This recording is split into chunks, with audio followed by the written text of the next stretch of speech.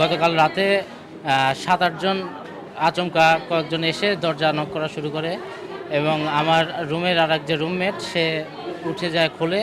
তাদের প্রথম প্রশ্ন ছিল আবরার এখানে আছে কিনা। তো সে বলে যে হ্যাঁ আছে।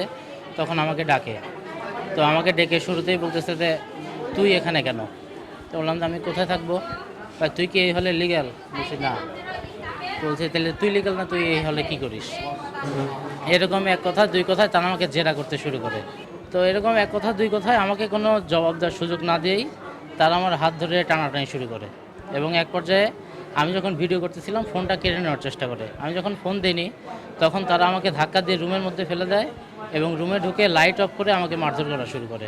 এরা ছাত্র শিবিরের নেতাকর্মীরা এবং আমি তাদের কয়েকজনকে চিনেছি।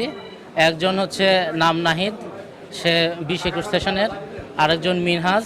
এর আসলে ছাত্র শিবির তো কমিটি প্রকাশ করে না, তাদের কোন কমিটিতে কি কোন পদ আছে তা জানা যায় না, কিন্তু এদেরকে ক্যাম্পাসে যত ছাত্র শিবিরের প্রোগ্রাম হয়েছে, বিশেষ করে বইমেলা, তারা গণ ইফতার করছে রোজায়, বিভিন্ন কর্মসূচিতে তাদের সক্রিয় অংশগ্রহণ আমি দেখেছি। আমাকে মোটামুটি প্রায় 1.5 ঘন্টার মতো এরকম চলছে, একদম শুরু থেকে শেষ পর্যন্ত। আমি যখন মেডিকেলে ছিলাম সেই পর্যন্ত।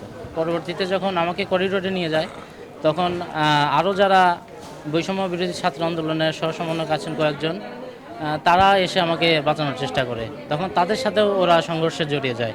আমি এর বিচার চাচ্ছি, কারণ যারা আমার উপর হামলা করছে তারা প্রত্যেকেই বিকৃতি আক্রোশ থেকে করছে এবং যেহেতু আমি সাংবাদিকতা বিভাগের একজন শিক্ষার্থী, পাশাপাশি আমি ক্যাম্পাস সাংবাদিকতার সাথে যুক্ত এবং আপনারা হয়তো জানেন ডেইলি ক্যাম্পাস একটা শীর্ষস্থানীয় অনলাইন পোর্টাল, এর আমি প্রতিনিধি।